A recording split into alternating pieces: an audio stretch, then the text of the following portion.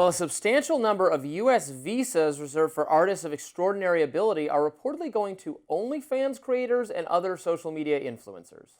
Now, according to the Financial Times, influencers who have successfully applied for an O-1B visa have exploded since the COVID-19 pandemic. O-1 visas granted between 2014 and 2024 have increased by 50%, while the total number of non-immigrant visas like the H-1B increased by 10%. O-1 visas include both O-1B arts visas and O-1AS for remarkable abilities in business, science, athletics, or education. Now, some immigration attorneys say that influencers now make up more than half of their clientele, and they believe these clients are not just beneficial from the financial perspective, but it's also easy to quantify their exceptional ability by citing their likes and subscriber data. Now, critics of this shift worry that traditional artists would be at a loss. With attention-based metrics, people are meeting the criteria with or without any exceptional talent. New York-based attorney Sherwin Abachi, the founder of Abachi Law, says that is a structural shift, not a niche development. What looks like a spike in influencer filings may be signaling a broader shift in how opportunity is allocated. This is interesting. I'm sure the OnlyFans headline is what caused this to get some social media attention. That makes it sound like we're allowing to immigrate all sorts of like porn people or something, but but this is more for like influencers who have who do dance videos or makeup tutorials, that class of people who get brand deals, and also many of them also probably have OnlyFans account. It's not pornographic for everyone on the thing.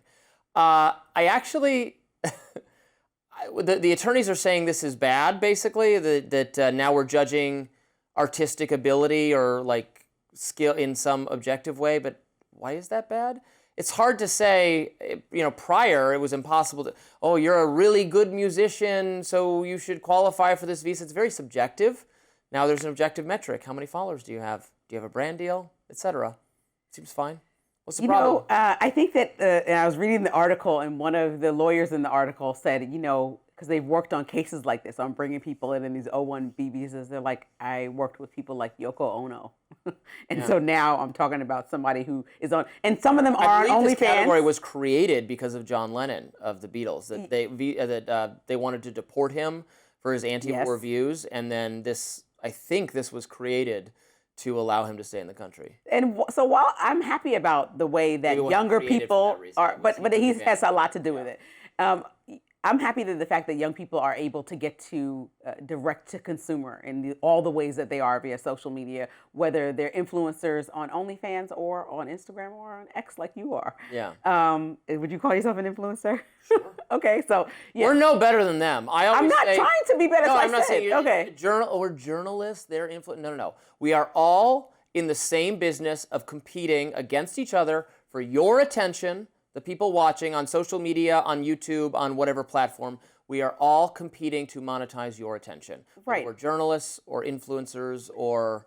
But you could see how people would look at this and say, okay, when you compare it to like John Lennon and Yoko Ono, and then you step back and see what the world has become because of like this influencer culture. So like the amount of followers and likes means like, that doesn't mean that they have something like of note in the creative, artistic space. Some people really just have a lot of likes and followers because they say dumb stuff. Mm-hmm. Or they say, that. Like there's a variety of people out there, right? And so we're just like, okay, numbers don't always equate to meaning that we need more of that in the US, right? So we don't need a ton of people who are just blowing up online but saying lies, or blowing up online I don't. Blowing up online are. I don't think I'm pro-immigration, and I don't think our country is really made any worse off by having more little K-pop bands or whatever it is, or makeup tutorials or unboxing video people. I mean, maybe I don't even know why these people even need to be in the U.S. necessarily, but because it's all online content. But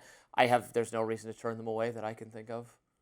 Well, I think a lot spreading misinformation. No, I think a lot of people that are like a little bit anti-immigration might be against this, right? Wouldn't this be exactly like this is a lot of anti-immigration people are always finding new excuses. They're doing all sorts of goal shifting, like, oh, it's about cultural concerns, terrorism. Okay, well then why are you mad about all the Mexican people coming in who are doing jobs? Well, where they're stealing jobs. Oh, so they work too hard. The problem with Somalis is they're ripping us off and not working hard enough. The problem with the Mexicans is they work too hard and take too many jobs. It's all over the place. This is why I can't take the anti. But you've been consistent in that if you're contributing to the economy, come on.